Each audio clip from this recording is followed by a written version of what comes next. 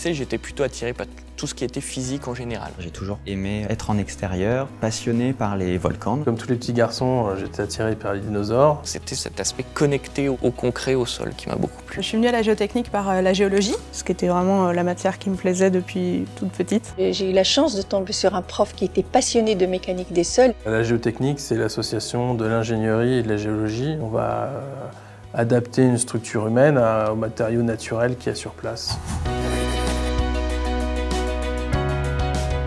Je m'occupe en fait des ouvrages anciens ferroviaires, à SNCF Réseau. J'essaye de trouver les causes des problèmes et je suis en assistance des régions pour faire des expertises sur le terrain, sur les ouvrages pathologiques ou lors de sinistres. Je peux être amené à travailler à Lille ou à Marseille où c'est des terrains géologiques très différents. La géotechnique, on la voit pas, hein. On voit le bâtiment à la fin qui est dessus, puis dessous on ne sait pas trop ce qu'il y a, tous les problèmes qu'on a eu pour faire tenir ce bâtiment. Il faut rester humble parce qu'on ne voit pas ce qu'on fait. Tout ce qu'on fait reste enfoui dans la terre, donc personne ne le voit. On peut se dire que malgré tout, tant que l'ouvrage tient, c'est qu'on a bien bossé. On construit des ouvrages dans le sol sans voir véritablement ce qu'on fait, et c'est qu'à la fin, lorsqu'on terrasse nos ouvrages, qu'on découvre le résultat de notre travail. Sur nos chantiers, dans les travaux spéciaux, ce qui est particulièrement impressionnant, c'est les machines. On travaille souvent avec des foreuses, des grues qui font plusieurs dizaines, voire centaines de tonnes. La présence de ces gros engins, ça ramène sans doute un petit peu à l'enfance, mais c'est la sensation de construire des choses concrètes avec des machines hors normes.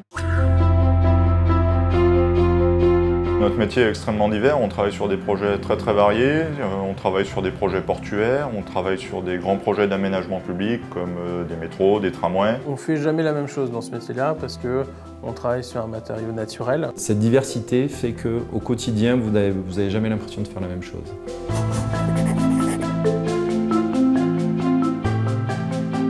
Ce qui me plaît donc, dans la géotechnique, c'est la diversité des métiers, c'est-à-dire à la fois des métiers de terrain, avec la partie sondage, toute l'acquisition des données se fait sur le terrain, des métiers techniques, des métiers d'ingénierie. Un ingénieur géotechnicien doit être à la fois sur le terrain et à la fois au bureau. Via les chantiers, on se déplace un petit peu partout en France ou dans le monde et l'aspect mobilité et découverte de nouveaux territoires est assez intéressant. Ça a beau être la même chose, la géotechnique, et pourtant c'est différent à chaque fois.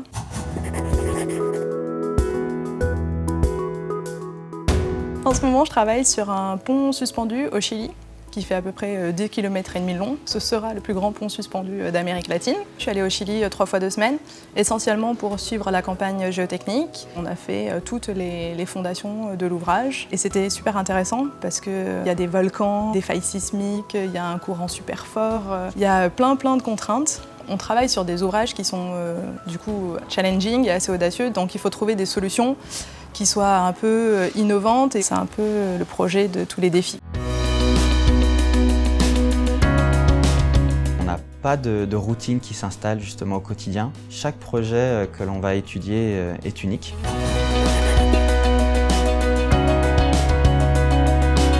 En laboratoire, le travail consiste notamment en l'analyse des échantillons qui ont été prélevés sur le site. La géotechnique, c'est une discipline qui est très exigeante, surtout qui nécessite beaucoup de curiosité de notre part, puisqu'elle va interagir avec beaucoup d'autres disciplines, beaucoup d'autres acteurs de la construction. La géotechnique, c'est passionnant. Diversifié et pluridisciplinaire. C'est fondamental. C'est particulièrement stimulant. La géotechnique, c'est marrant. Moi, ça m'amuse beaucoup de travailler là-dessus. J'ai un fils qui fait des Legos, je suis pas loin de faire la même chose, quoi.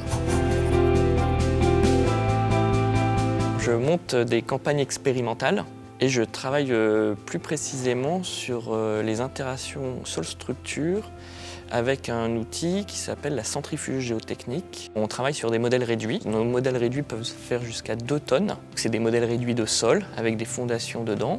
On les soumet à une macrogravité. Et donc un modèle qui va être réduit au centième, si je le soumets à un champ de macrogravité 100 fois supérieur à celui de la Terre, eh ben, il va se comporter comme sur la Terre. Et donc je peux venir les casser. Et c'est pas grave si on les casse. On a un projet sur justement les futures éoliennes en mer. Il y en a certaines qui sont retenues par un seul gros monopieux. Et là, on est dans l'inconnu parce que c'était des types de structures qui n'existaient pas avant.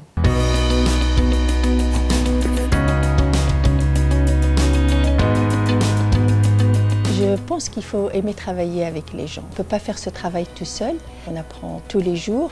C'est un métier d'expérience. Pour aimer la géotechnique, il faut être curieux. Il faut avoir, je pense, une bonne vision dans l'espace, parce que c'est quelque chose de très appliqué, très concret. Je pense que pour s'épanouir en géotechnique, il faut avoir le goût du risque et de l'innovation.